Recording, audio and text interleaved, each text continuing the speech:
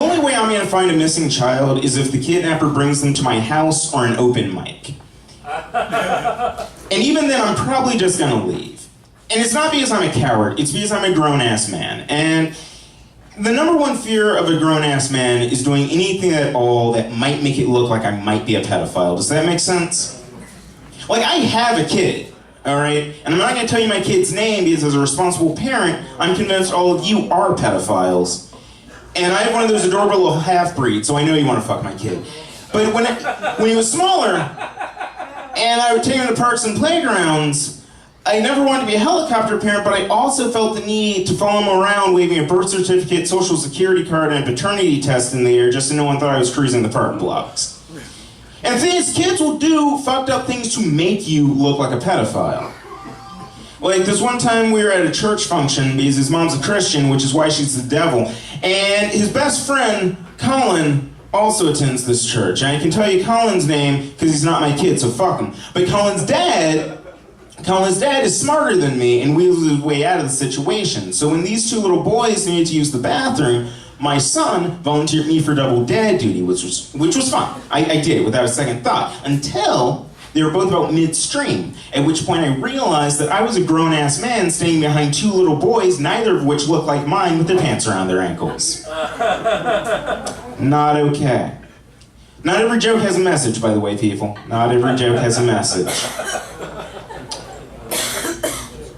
I should leave you guys with a big laugh, probably. A big laugh. Okay, so here we go. There is a transition into this big laugh, okay, you guys? Because I've been working on writing the N-word into more of my jokes to be more relatable to white people. And some of you still look uncomfortable, so don't worry. I assure you, when I say the N-word, I specifically mean nigger. So, knock knock. Who's there? Niggers. Niggers who? Hijinks, you can't go with it. There are... Well played, sir, well played. There are two punchlines to that joke, and neither of them account for a black man saying niggers who. And this is why black comics shoot each other. Hijinks, ladies and gents.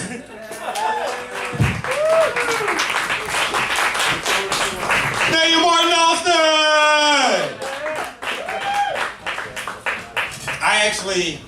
I stopped getting Amber Alerts on my phone.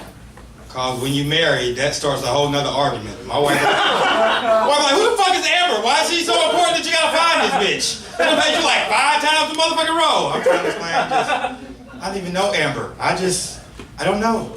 I cut that shit off on my phone, man. I can't do it. And you don't want to get old. Trust me, man. Everything hurts in the morning. Like I roll out of bed to like 3 aspirin. I'm already there. Man, this shit hurts. My knees are gone. Somebody tried to get me to go play basketball. I'm good for one game.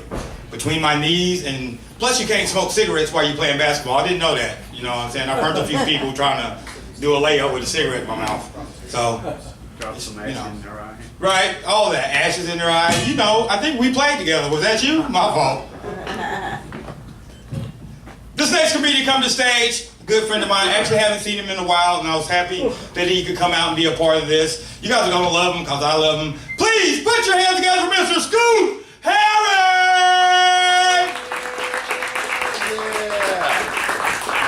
Yeah. Here we go. There we are.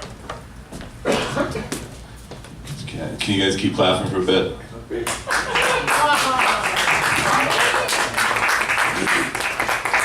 Thank you, I deserve that. Cool, all right. How's everybody? We're good?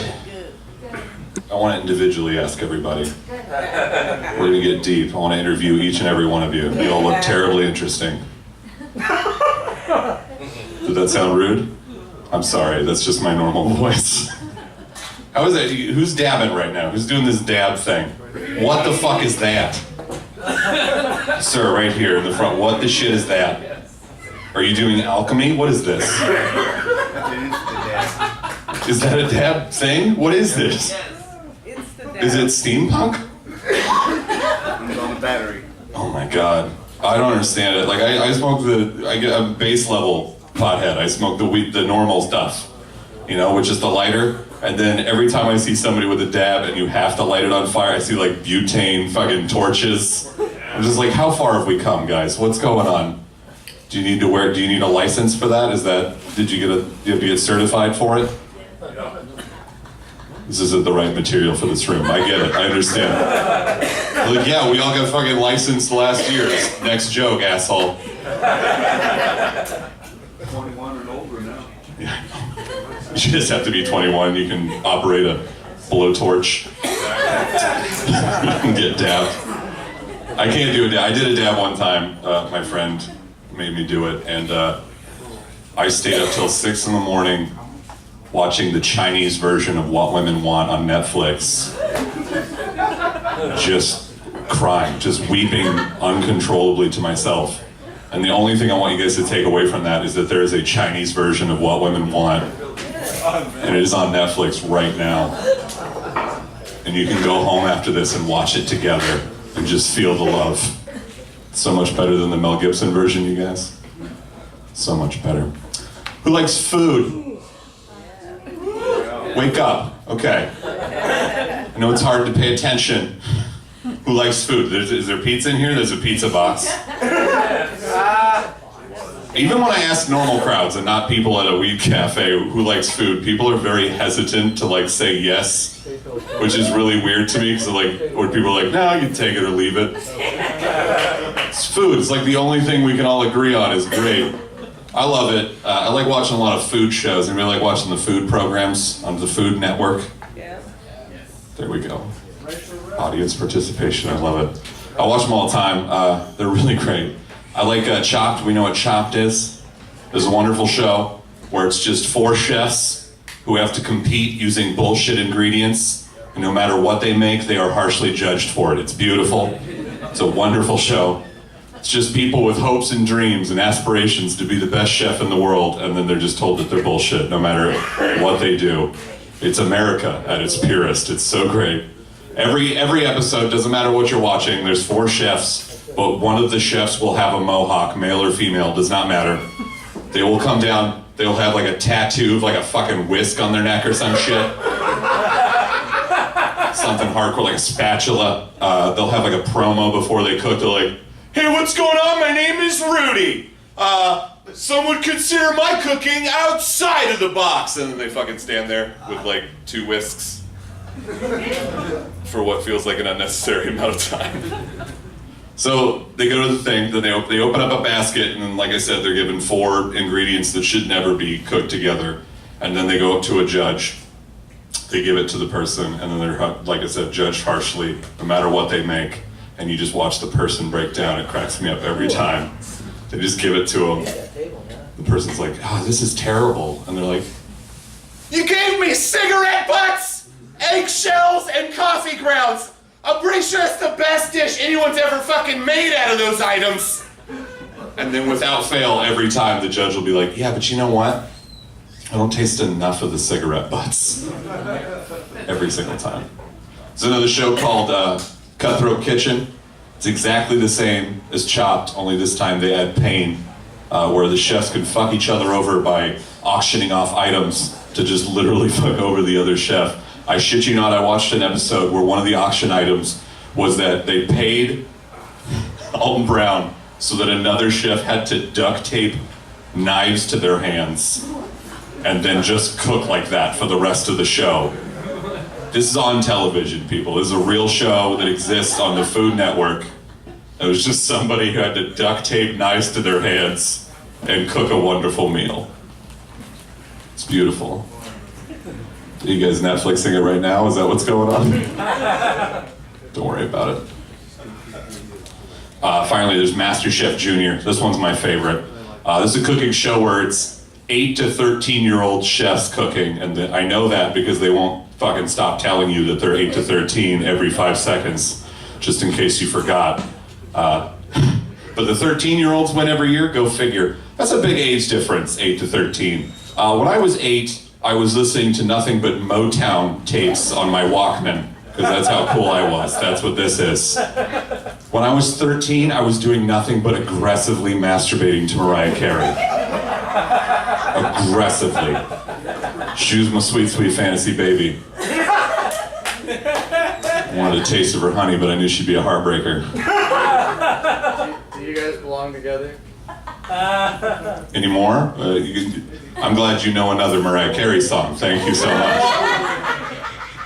Or are you too upset? Someday we'd be together. And any more? You guys want? I got more. God, the interaction here is like, oh, I want to talk, but don't talk back to me. Posse, talk back to me. Hey, buddy. Thank you. Okay, cool. That made me feel better. Pleasure principle. It's Janet Jackson, dude. Look, if you masturbate what you want to, I'll do what I want to do. Okay, well, I mean, we could talk about this later, but I'm saying like, we could share stories on how to jerk it. Good job, though. Yeah, Velvet Rope, Janet Jackson. That's my jam, though. What? What are you judging me for liking Velvet Rope, Janet Jackson? Starting pleasure principle was like Yeah, I know, but I like a little more seasoned Janet Jackson. Judging me harshly for my version of Janet Jackson, I like to jerk it too. What have we become, America? Come on, it's all about the Super Bowl and Justin Timberlake. Oh, what, the football thing? Yeah. And the showed her nipple and America broke for a fucking week because they saw a nipple? You can go look up the picture, it's really nothing. It's like a weird star nipple tassel that was clearly going to be shown no matter what. That was such a dumb thing. The days of the internet have broken everything where people just freak out over nothing. We're like, we saw a nipple, we were outraged, and then everybody looked it up anyways. I can't believe we saw her nipple! I want to see her nipple. I don't want to see her nipple now. Where the hell is Janet Jackson? Is she okay? Does anybody know? Does anybody know where Aaliyah is? I'm asking for everybody. Does anybody know where Aaliyah is? Is she okay? Do we know? Well, Janet's having a baby, but what's Aaliyah doing? What did Ja Rule do to her? Is she okay? He kept yelling murder all the time. I think maybe that's what he did. He killed her. Okay, cool. Cool. I'll end on this one thing just for Jinx. Always when I get here. There's a stupid dumb bit that Jinx loves. He booked me on his show, so I'm gonna do it anyways. Anybody know who David Attenborough is? We know who David Attenborough is? Yeah. Yep. Delightful old British man, hosts nature documentaries. He has a wonderful voice. He can document anything. I like doing his voice, but I thought it would be funny to do his voice doing something stupid. And I thought, what's another great voice of our generation? Lil Wayne, obviously. So this is David Attenborough reads Lil Wayne lyrics. It's as stupid as it sounds, don't worry. These are actual Lil Wayne lyrics, by the way. I like a long-haired, thick red bone. Open up her legs, then filet mignon that pussy. I'ma get in and on that pussy. If she let me in, I'ma own that pussy. Go and throw it back and bust it open like you post to. I'm gonna stop there for a second because that's post to. That's apostrophe P-O-S-E-D. That's a real word. I'm reading it off of a page. Post to. Back into it. Girl, I got that dope dick. Now come here, let me dope you. He's a fucking poet, Lil Wayne. He's a poet. Beautiful man. You gonna be a dope fiend. Your friends should call you Dopey. Tell them keep my name out their mouth if they don't know me. That's just, I don't know how to. There are women who really like Lil Wayne. Like they're just really like, oh my god, he wants to own my pussy. He wants to keep it, it's his now.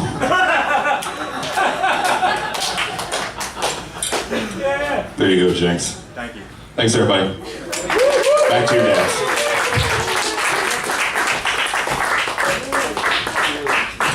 Love that joke. I don't care. That joke. Next, you know what you gotta do? You gotta read designer. Cannabis. Yes. That's the one he has to do in the David Attenborough voice. You missed a little Wayne Reading. know. That's my favorite joke. I'm trying to Like, rush out here. yeah, you gotta do designer. Look up Panda, and then I want you to do Panda. I can see that.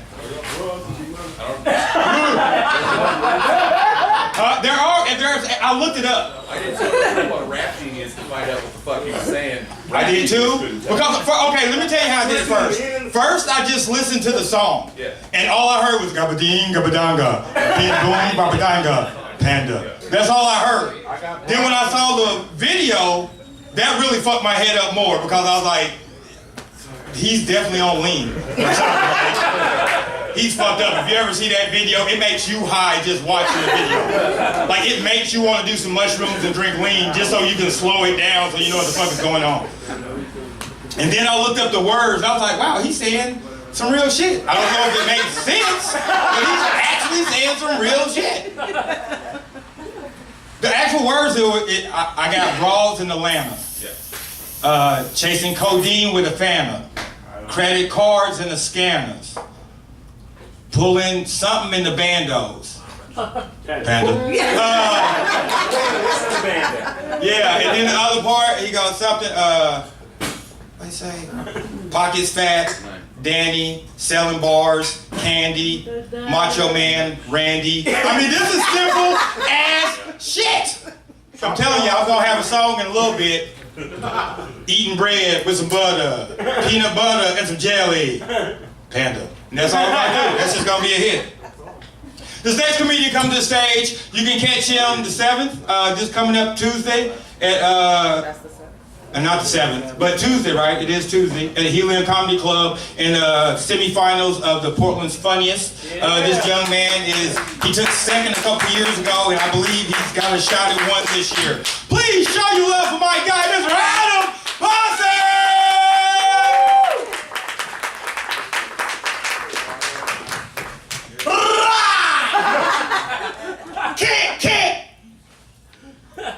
For those of you looking at me strangely,